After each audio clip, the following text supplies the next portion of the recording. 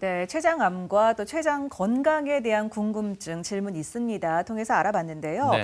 앞서서 그 당뇨병, 이 췌장암과도 또 관련이 깊다 이렇게 이야기를 해주셨는데 그 췌장암의 위험 인자들 어떤 것들이 있을까요? 예, 가장 대표적인 거는 뭐 다른 암에서도 마찬가지겠지만 흡연이 가장 대표적인 췌장암의 위험 인자에 속하겠습니다. 예. 그리고 오랜 당뇨병력, 최근 혈당 조절이 힘든 경우 50세 이상에서 갑자기 당뇨가 발생을 하면 췌장암을 반드시 의심을 해야 되겠습니다. 네. 그리고 음주로 인해 만성적인 췌장염이 반복되는 경우에도 췌장암이 발생할 수 있겠습니다. 네.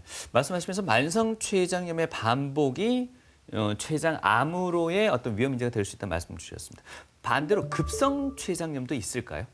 여러 문헌에서 예. 급성 췌장염 자체가 췌장암 발생과 직접적인 연관이 없는 것으로 알려져 있습니다. 예. 하지만 이런 급성 췌장염이 계속 반복적으로 발생을 해서 만성 췌장염이 되거나 또는 췌장염을 가지고 있는 환자가 흡연이나 잦은 음주를 하는 경우에는 췌장암이 발생할 수 있습니다. 예. 일단 흡연, 당뇨병, 음주 지금 거론된 이 세 가지 위험 인자는 모든 질환에 그렇죠. 상당히 영향을 미치고 있다는 걸 꼭 기억하셔야 될 것 같고요. 이 외에도 어떤 위험 인자가 있는지 설명 좀 이어주실까요? 네.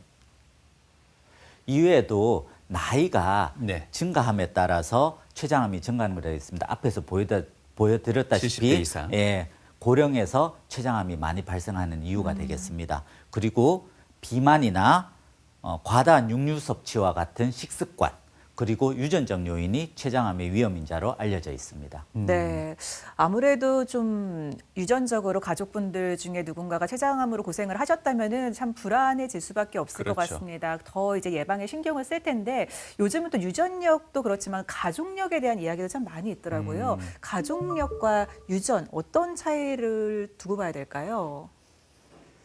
이제 유전력 자체는 네. 저희가 말씀드리는데 환자분한테 말씀을 드리는데 어떤 특정한 유전적 결함이나 특정 암을 발생하는 유전자가 되물림되는 경우에 해당이 됩니다.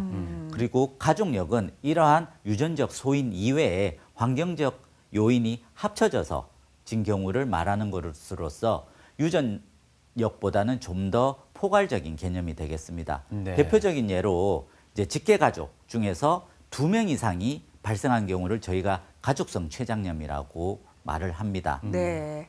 이 중 가족력 췌장염을 가지고 있는 경우에 이 유전적 소인을 가지고 있는 경우가 한 10% 정도에 해당이 되겠습니다. 네. 그럼 대부분 가족력 어떤 생활이라든가 그런 것 때문에 영향을 받았다는 이야기인가요? 네. 이제 유전적 소인은 가지고 있지만 네. 무조건 유전적 소인을 가지고 있다고 해서 췌장암이 다 발생하는 건 아닙니다.